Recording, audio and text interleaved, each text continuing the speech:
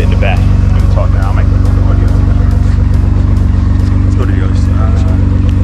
Let's see. I just want to see if I fit in this. See if I fit. I don't think I fit. I don't think I fit. And I'm smaller than you by a lot. I can't even see what's recording, babe. Is it recording? Yeah, it's recording.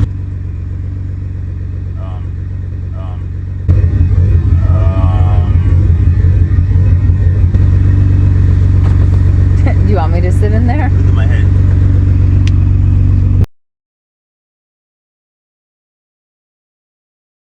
Look. And then look how much space is over here. Try and put it back. No, so it's virtually impossible to put it here. Alright, that's what my head. Okay, alright. Does it fit like that at all? No. No? Yeah, sort of.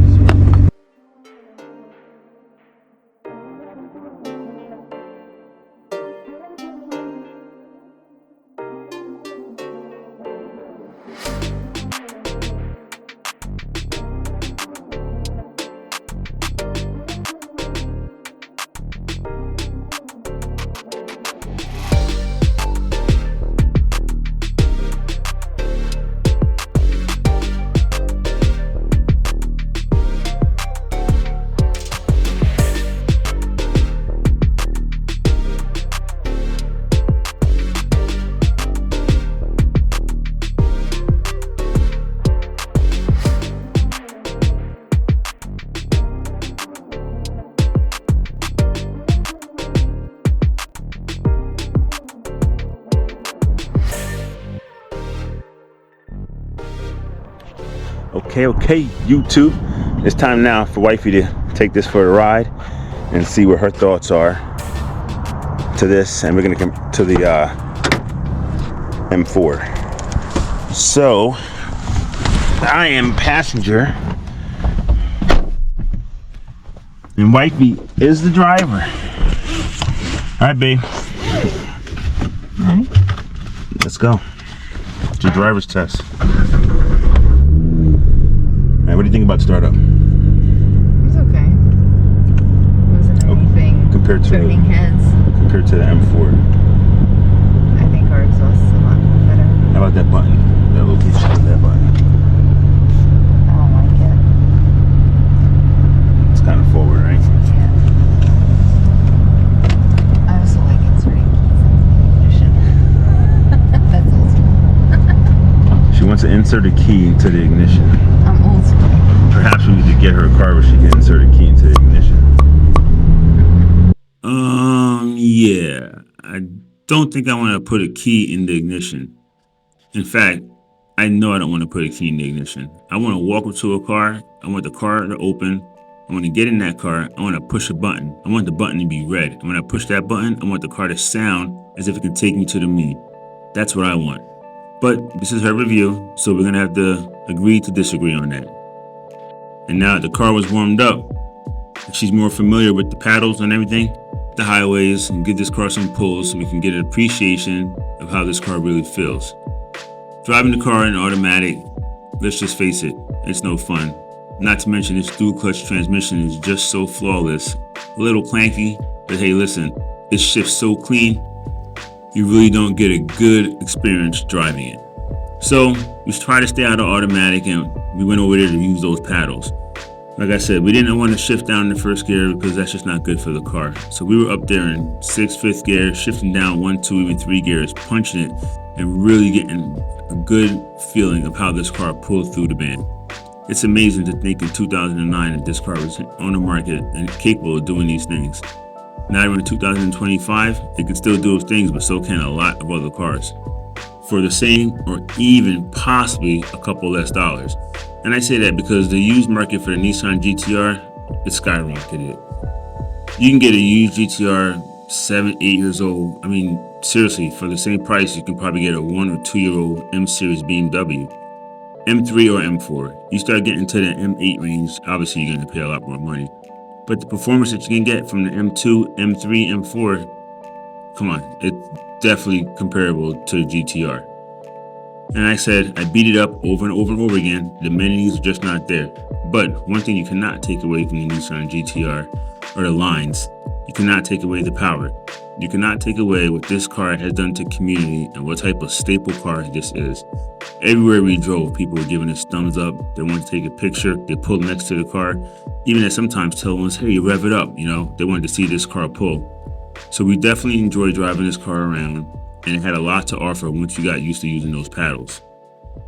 We decided a good way to end this would be to come up with 3 things that we liked and 3 things that we disliked. Right, up or down. Both cars are 6 cylinders. Both cars are twin turbo. Equal performance in the aftermarket world for both cars is the same. So,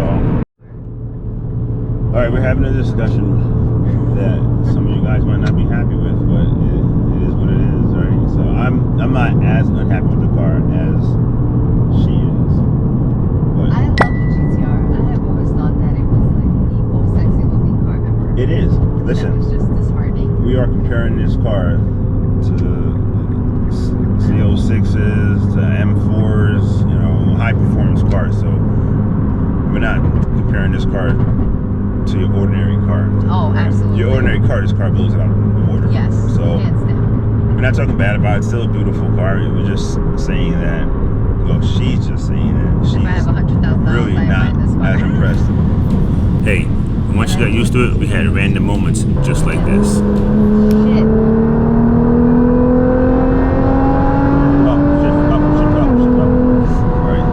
All right, so let's do 3 best things and 3 worst things. Best thing, the outside. How it All right, looks. the outside. Hands down. I still think it's. GT-R by far is Yes. the sexiest looking car. It just looks awesome. It's bulky, but it's the smooth lines. It's I sleek. like it. So and pearl white or whatever. yeah, the color looks sweet too. Yes. That's All right, definite. so that's a plus. That's a definite plus. What else? We need 2 more.